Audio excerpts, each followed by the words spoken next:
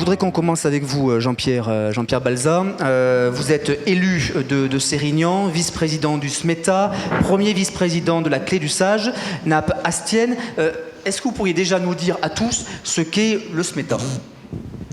Alors le SMETA est un syndicat mixte d'études et de travaux de la nappe astienne.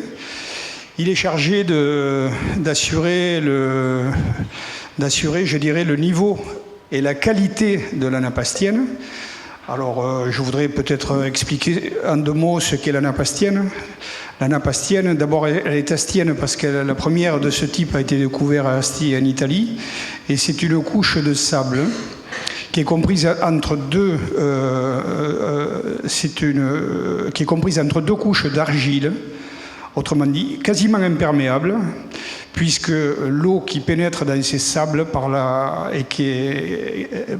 partie supérieure, donc, met 150 ans pour atteindre le sable. Alors, pourquoi il y a encore de l'eau ? C'est peut-être l'eau qui est tombée il y a 150 ans qui l'alimente, mais rassurez-vous, comme on consomme quand même 4 millions de mètres cubes par an, on aurait atteint un niveau très dangereux pour la nappe, puisque le vide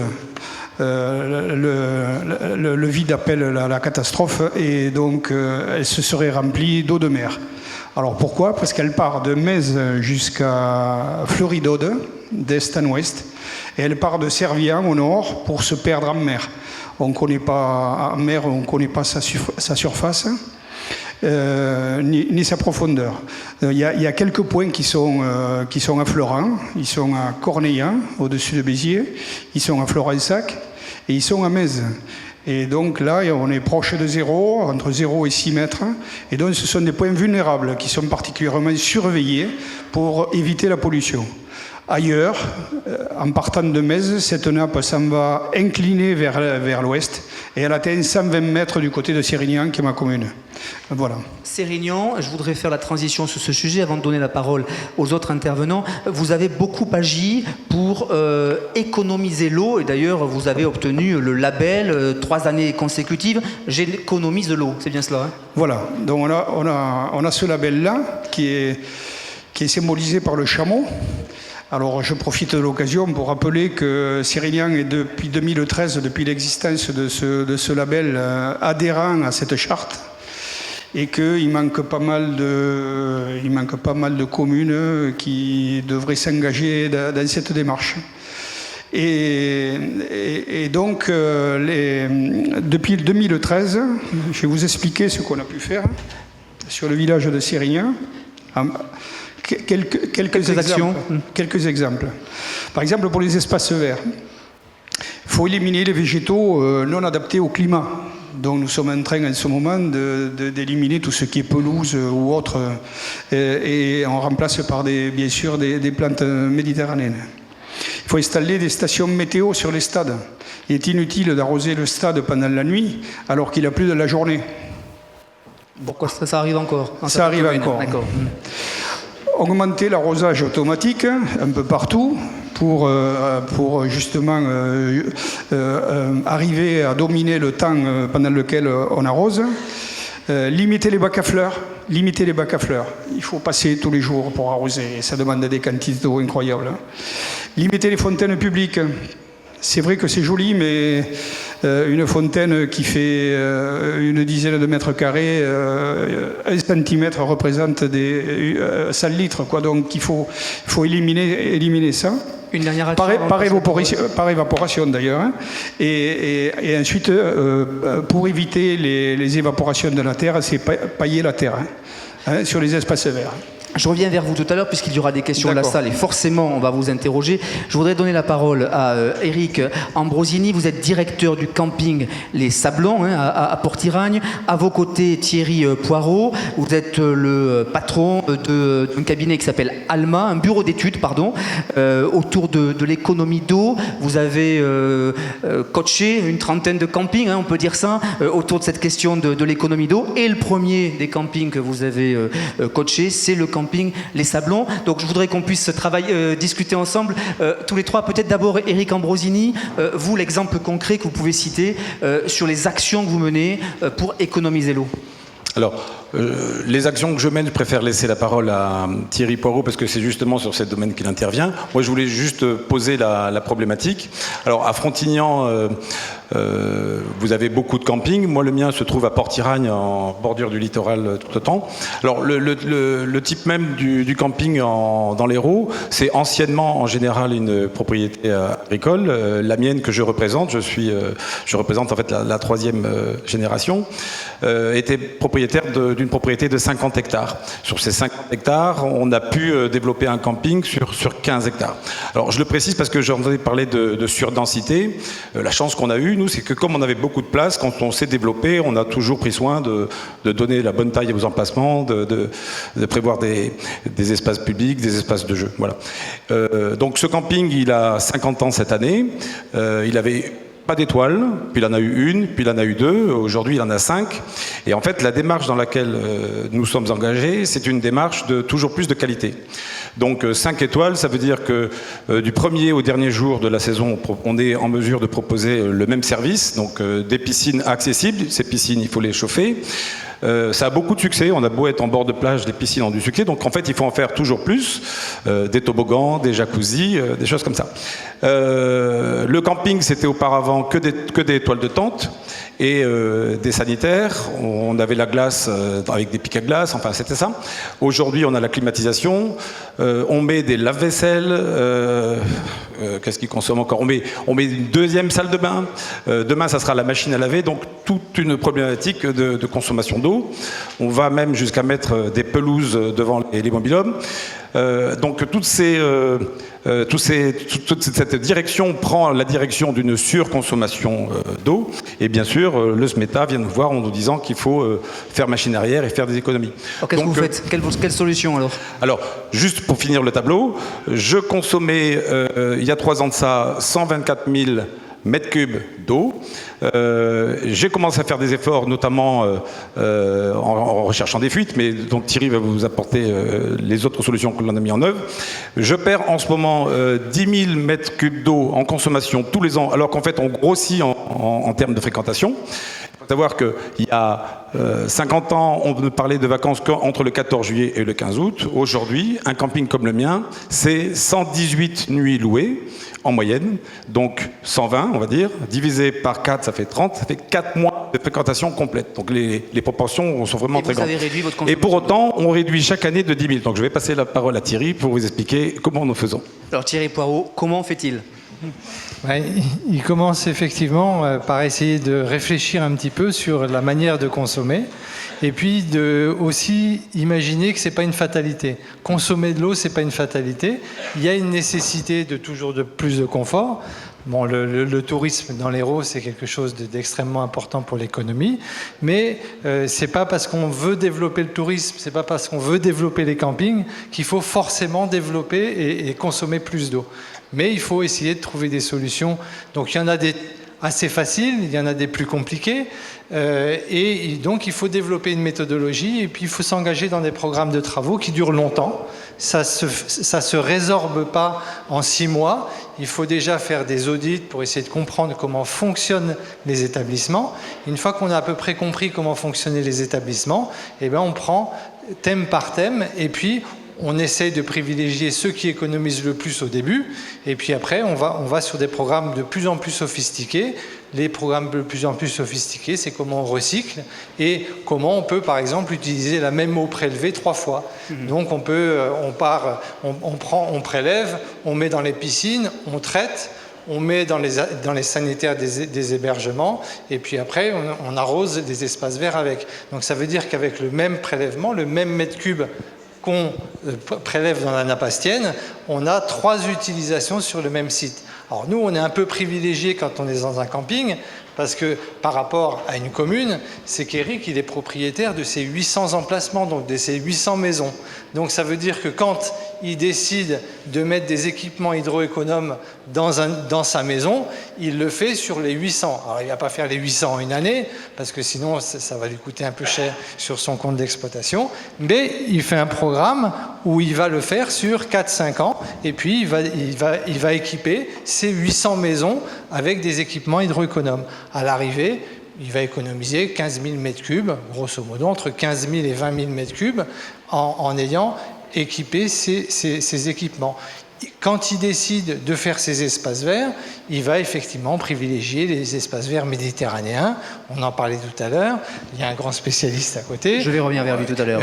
Et donc, il peut décider que tous les jardins des 800 maisons qu'il a, ils seront équipés avec des plantes méditerranéennes et arrosés par les eaux de piscine, les recyclés d'eau de piscine ou l'arrosage du recyclage des eaux sanitaires. Thierry Poireau, je reviens vers vous tout à l'heure puisque je voudrais ensuite qu'on laisse la parole à la salle, mais Philippe Faure, vous êtes élu délégué au développement durable et au cadre de vie de la commune de Port-Iragne, là où se trouve d'ailleurs le camping d'Éric Ambrosini.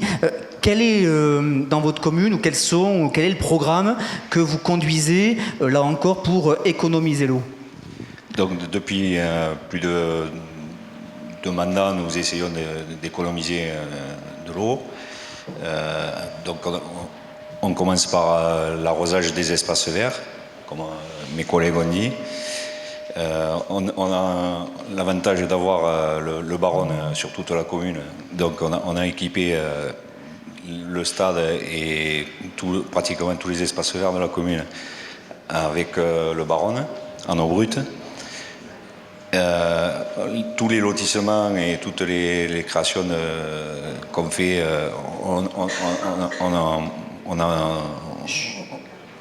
on met le Baronne.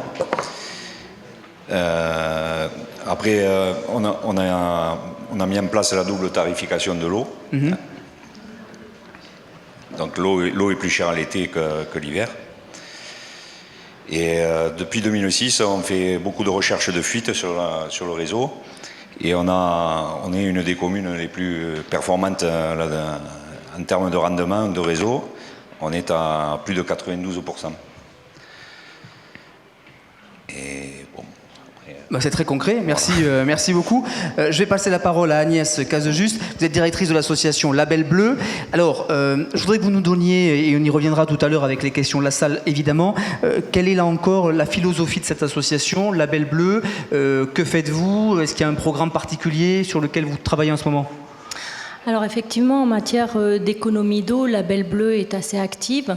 Nous, ce qu'on vise, ce n'est pas des exemples ou des solutions techniques qui ont été apportées par les exemples précédents, c'est-à-dire au niveau des communes ou au niveau des campings, avec finalement des solutions techniques qui s'appliquent à un collectif, mais c'est essayer finalement de sensibiliser les personnes au niveau individuel, c'est-à-dire être un peu le déclencheur de ces prises en compte, de ces prises de conscience qu'effectivement l'eau, elle est à surveiller, elle est à économiser et que pour ça, il faut passer des messages clairs, des messages simples, comme par exemple celui qui a été passé par le représentant du syndicat de la nappe astienne, qui est qu'effectivement les nappes souterraines sont en danger, qu'elles ne se rechargent plus comme avant, du fait même des épisodes cévenols où l'eau glisse en fait sur les sols et ne permet pas cette réapprovisionnement. Donc ça, c'est la première prise de conscience.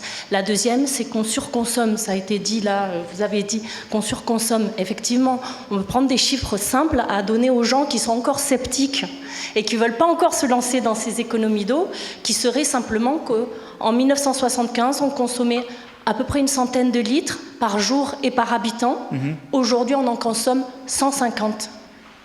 Donc là, il y a vraiment des efforts à faire. On peut les faire.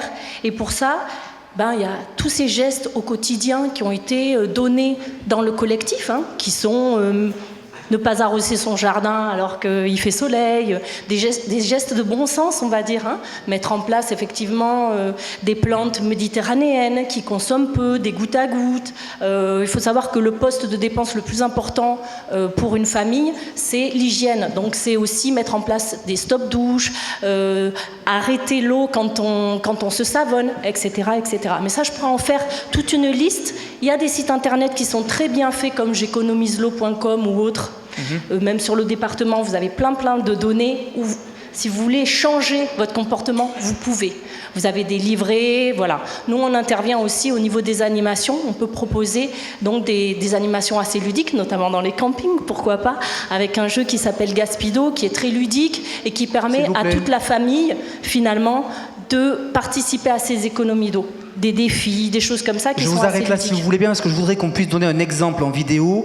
Ce sont les gestes d'Antoine, et je reviendrai vers vous tout à l'heure avec les questions de la salle. On va passer cette vidéo. Ce sont les gestes d'Antoine, et là aussi, ce sont des gestes très pratiques et concrets de la vie courante. Salut, c'est Antoine. Vous le savez, l'eau douce devient rare et il faut la préserver. Aujourd'hui, dans l'Hérault, on lutte contre le gaspillage. Alors je vais vous donner mes astuces et les petits gestes à adopter pour vous doucher avec seulement 3 litres d'eau. C'est parti! La technique du seau d'eau.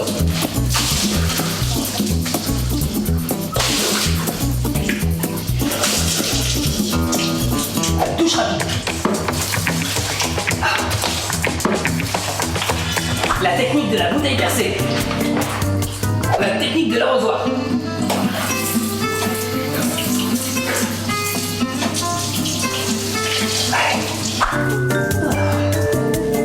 La douche scandinave. On reste toujours longtemps sous l'eau froide. Et puis c'est vivifiant et ça raffermit la peau. La technique à une bouteille. À 2 bouteilles.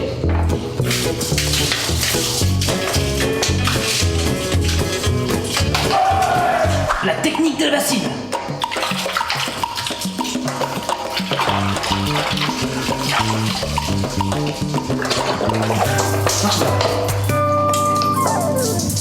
Enfin, peu importe votre méthode, l'important cet été, c'est d'économiser l'eau. Alors, zéro gaspille quand on se douche, et n'oubliez pas, adoptez de petits gestes pour de grandes vacances. Bon été à tous.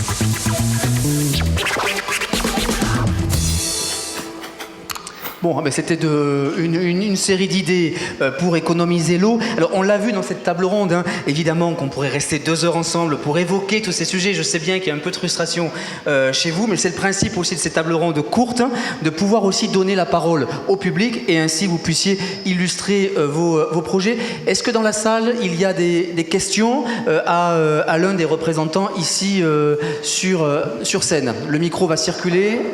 Alors oui, une question là-bas. Madame, attendez, le micro va arriver. Donnez votre nom et votre prénom, comme ça on peut... Oui, bonsoir, Josiane Amargé. Alors, moi, je voudrais connaître quelles sont les préconisations qui sont données aux éleveurs et aux agriculteurs. Parce que, bon, j'ai vu la vidéo, je sais qu'on dépense peut-être de l'eau, on doit faire attention, mais je ne pense pas qu'individuellement, on soit les plus grands consommateurs d'eau. Et je pense totalement aux éleveurs, parce qu'une vache en élevage a besoin de 500 litres d'eau par jour. Alors, moi, je voudrais savoir, voilà, quelles sont les préconisations qui sont demandées, qui sont apportées. Alors, Agnès va vous répondre, si vous voulez bien, directrice de l'association Label Bleu. Agnès. Alors, je vais vous répondre de manière détournée. C'est-à-dire que, en fait, tout un chacun peut agir sur ses consommations vis-à-vis de l'agriculture, et en fait, dans ses choix de consommation, il va pouvoir effectivement réduire sa quantité d'eau. C'est-à-dire, on parle de consommation virtuelle ou de consommation d'eau cachée. C'est-à-dire qu'il va falloir essayer de faire le parallèle avec l'empreinte écologique ou le bilan carbone. C'est-à-dire que cette eau cachée, elle correspond en fait à l'impact d'un bien de consommation en termes de consommation d'eau. Et par exemple, pour reprendre votre exemple sur, par exemple, la viande de bœuf, la viande de bœuf, il va falloir 15 500 litres pour que le morceau de viande de bœuf d'1 kilo arrive dans votre assiette. Donc voilà, je pense qu'en fait, au niveau individuel, on peut agir. On peut agir sur l'agriculture, sur ces postes de consommation d'eau qui finalement ne dépendent pas que des agriculteurs. Alors, Madame posait une question. Peut-être que vous avez, vous, Monsieur Balza, des réponses à apporter sur l'agriculture. Il y avait une question assez précise. Allez-y, je vous en prie. Franchement, à part être adepte de véga ou végétarien, je ne vois pas comment on pourrait faire pour empêcher les animaux de boire. Je ne sais pas qui vous accuse de consommer beaucoup d'eau, mais il faut ce qu'il faut pour élever les bêtes. Voilà, franchement, je n'ai pas d'argument là. Alors, monsieur, allez-y. Thierry Poirot, s'il vous plaît, un peu l'attention. Allez-y. Alors, effectivement, dans tout le travail que nous faisons avec l'hôtellerie de plein air, puisque l'hôtellerie de plein air, vous avez compris, c'est beaucoup mobilisé pour préserver la pépite de la nappe astienne, qui est une véritable pépite. Je travaille quand même sur diverses régions de France. Des nappes de cette qualité-là, il n'y en a pas partout. Donc, on a essayé, nous... principalement avec le SMETA, de faire comprendre aux professionnels de l'hôtellerie de plein air qu'il fallait qu'ils gardent cette pépite. Et donc, on travaille aussi, et on commence à travailler, notamment avec le département, puisqu'on discute, on est en phase de discussion, sur comment on fait pour recycler l'eau, puisque nous, pendant la période juin, juillet, août, c'est là où les établissements de plein air sont pleins, donc ça veut dire qu'ils consomment beaucoup. Et aujourd'hui, on essaye de mettre des groupes de travail en place pour prendre l'eau des campings, les recycler et permettre l'arrosage qui est nécessaire pendant l'été de l'agriculteur. Donc, c'est des projets un petit peu à moyen terme qui sont compliqués parce qu'il y a malgré tout la réglementation, parce qu'en France, on a quand même des réglementations qui sont quelquefois un petit peu difficiles, des choses qui tombent sous le bon sens. Des fois, on se heurte à la réglementation, on y travaille, et donc c'est des projets qui peuvent être mis en place. Donc ça veut dire que globalement, on va diminuer un petit peu du coup l'eau utilisée directement, la même eau, puisque les agriculteurs prélèvent également dans la nappe astienne, et donc on pense qu'il est plus astucieux de les faire passer d'abord dans les campings, les recycler et après arroser avec la même ressource les exploitations agricoles. C'est des sujets qui deviennent d'actualité. À un moment, on n'y arrivait pas, et là, on commence à avoir des premiers groupes de travail qui se créent sur ces sujets. Allez, je passe à une autre question avant d'entamer la deuxième table ronde. Est-ce qu'il y a une question dans la salle ? Une intervention ? Madame ici. Vous êtes vous surveillez l'eau, tout ça très bien, on fait des efforts. Moi, c'est le label bleu et la douche de plage. C'est-à-dire que nous avons les plages envahies par des douches et ça coule toute la journée. Les gosses font des pâtés, les mamans, les papas, ce qu'on veut. Et ça, c'est vraiment insupportable dans notre pays. Alors, pour avoir le label bleu, on m'a dit, il y a des douches parce qu'on n'aura pas le label bleu. Le pavillon bleu et l'association Label Bleu, c'est absolument pas pareil. Nous œuvrons pour l'éducation à l'environnement, pas pour donner des labels pavillon bleu aux plages. Alors on laisse répondre peut-être les élus, parce que c'est intéressant de voir. Ce que dit madame est assez vrai. Voilà, le sujet est pertinent, la question est pertinente. Je suis désolé, franchement, chaque année, de voir les douches qui fonctionnent. Alors certes, on a mis sur les douches de plage, on a mis des poussoirs, mais les gosses s'y amusent toute la journée. Toute la journée. Et on tire dans la nappe astienne toute la journée. Alors, donc cette année, nous nous sommes rendus compte qu'il n'était pas obligatoire pour tenir le pavillon bleu d'avoir la douche sur la plage. C'était seulement suggéré. Donc à Sérignan, nous avons pris la décision de supprimer les douches sur la plage. Mais le Conservatoire du littoral oblige les établissements de plage d'avoir une douche à proximité de leur établissement. Ce qui fait que tous les baigneurs viennent se doucher au restaurant. Voilà, et ça c'est déplorable. Agnès, très très court, et on termine là-dessus. Allez, vous voulez réagir ? C'était juste un autre exemple d'une commune qui a eu effectivement ce choix-là et cette volonté-là d'enlever les douches de plage, et ça s'est très bien passé. Après, voilà, s'il y a des restaurants à proximité, c'est une autre problématique. On applaudit nos invités. Merci beaucoup. Merci.